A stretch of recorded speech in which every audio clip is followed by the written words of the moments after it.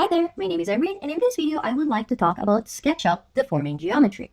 Now, this is basically the guiding principle that will allow you to create a very complex geometry relatively easy in Sketchup. And it is important to understand it pretty well because it can be the difference between whether you get frustrated with Sketchup or not. So let's get to it.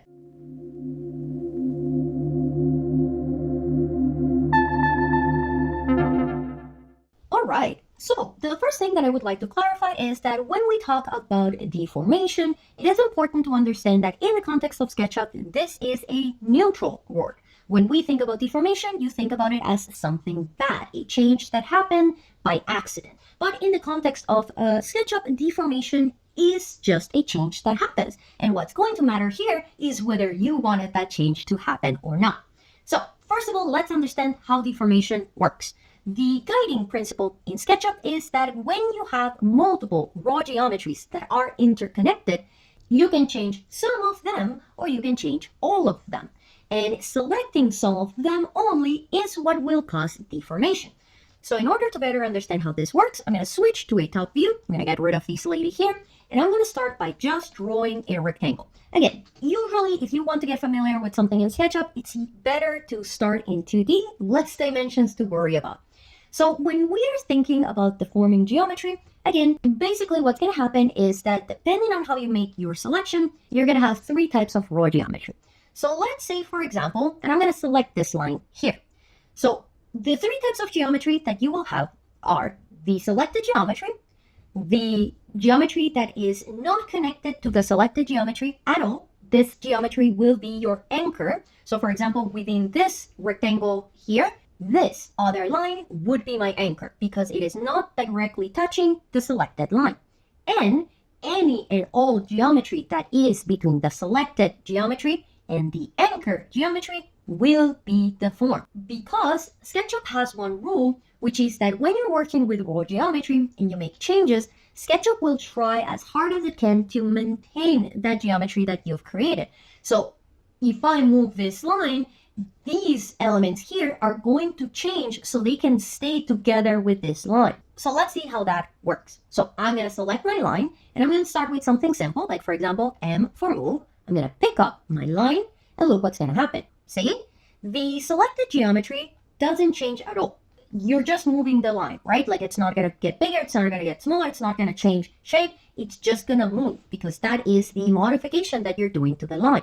The line on the other side, because it's not touching the selected line at all, it's just staying in place. It doesn't know what's going on and it doesn't care about what's going on. Everyone in between gets the form, right? So I can make it longer, I can make it shorter, I can shear it, I can do whatever I want.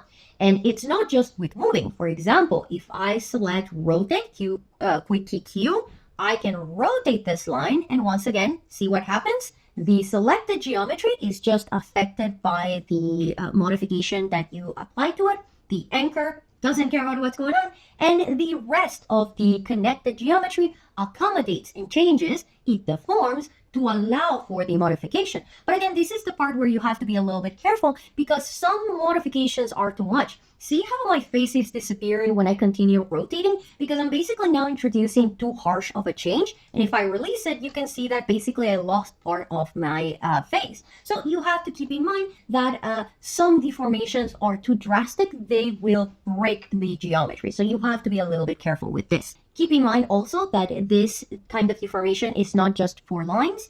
You can also deform points. Now, points are the only raw geometry in SketchUp that you cannot first select and then modify. Like if I try to select a point, it's not going to let me. If you want to select a point, you have to first select the modification command. In this case, it's going to be move because you can't really rotate a point or scale a point. So I'm going to go M for move and then I'm going to hover over the M point, click, and same thing.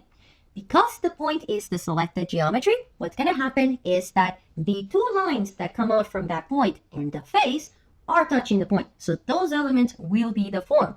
The lines on the left side and the bottom side will be my anchors. So let's see. There you go.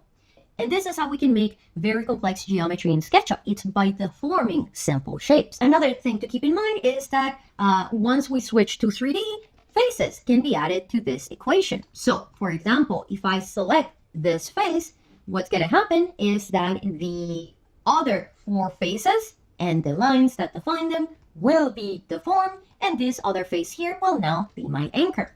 And there you have it. If I, let's say, rotate, ooh, I can make a very interesting geometry. So see, this is another thing that can happen sometimes, because remember, the rule in SketchUp is that faces are flat.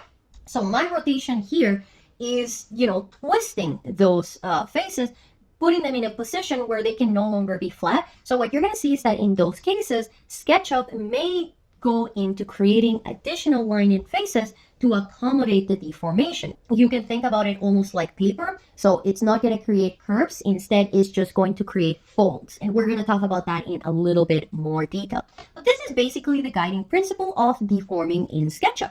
Once you understand this principle, then it just becomes a matter of understanding what raw geometry makes an object and what parts of the raw geometry do you need to select in order to deform this object in the way that you want it to be deformed. Now, keep in mind that the kind of deformations that we're going to be doing in these cases are going to usually be moving, rotating, and scaling for the most part.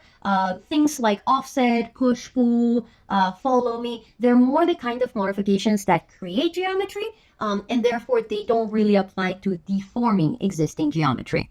But again, for example, scaling, I think I forgot to show it, can allow me to change my object as well. And with that, we have reached the end of this video. In future videos, we're going to be using this deformation technique to create complex geometry, so stick around so you can see that. I hope you liked this video. If you did, give it a like, maybe subscribe.